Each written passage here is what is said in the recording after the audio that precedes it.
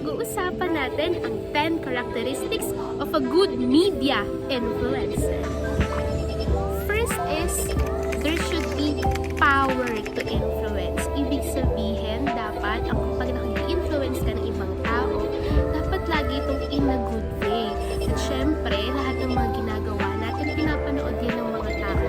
At sabi nga nila, it should come out organically.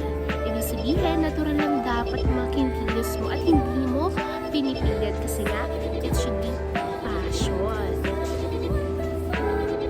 Pangalawa ay dapat meron kang knowledge of the rules and regulations sa lahat ng mga social media para alam mo yung mga dapat mong gawin at mga hindi dapat gawin. Nang sa gayon ay hindi ka mag-violate ng mga rules na dapat mong laging sinusunod. Kasi nga, di ba, good influencer. So, dapat maging role model ka sa mga kabataan at lalo na sa lahat ng mga nanonood sa'yo. Number 3. Ayan, ang pangatlo naman ay good personality equals good content. Ibig sabihin, kung may maganda kang personalidad, ay magre-reflect ito sa mga videos o sa mga posts na ginagawa mo. Kaya dapat, lagi ka na nag-spread ng mga positive vibes para natutuwa din yung mga nakakakita sa mga ginagawa. At yun din, dapat yung mga content mo is nakaka-relate ng ibang tao, di ba? Para talagang papanoorin ka nila.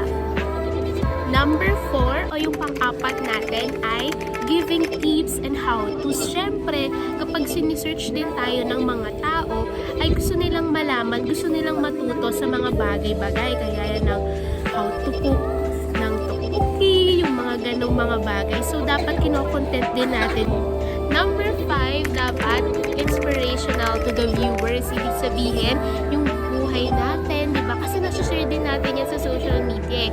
So, dapat nakaka-inspire tayo, nagbibigay tayo ng inspirasyon sa mga tao, lalo na syempre may mga pinagdadaanan din naman tayo na baka napagdaanan din ng ibang tao. So, pwede nating ikwento kung paano natin na-overcome yung mga bagay na yun at syempre, mag-e-encourage tayo ng mga tao.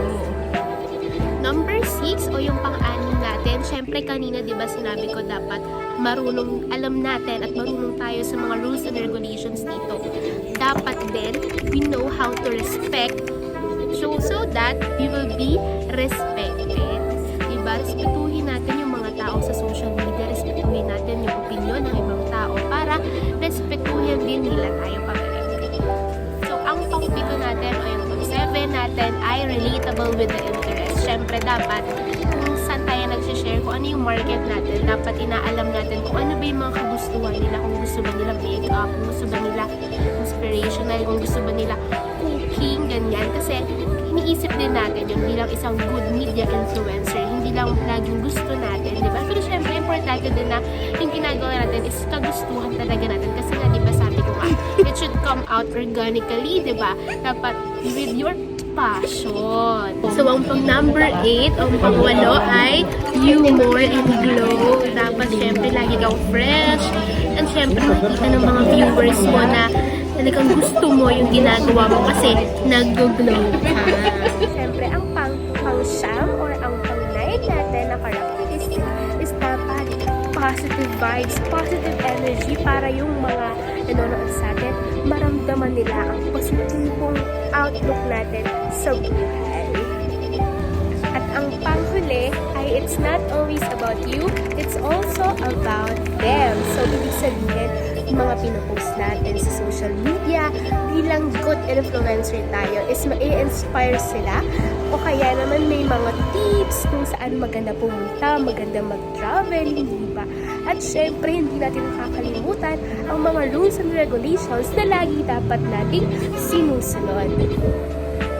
So, dito na nagtatapos ang video natin tungkol sa 10 characteristics of a good media influencer.